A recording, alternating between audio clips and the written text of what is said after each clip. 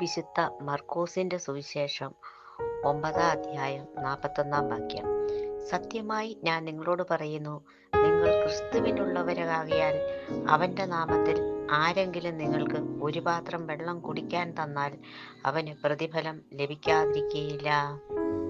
Mark chapter 9:41.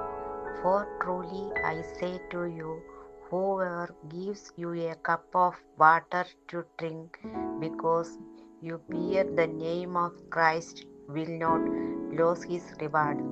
आज का पवित्र सुसमाचार मार्कोस 9:41.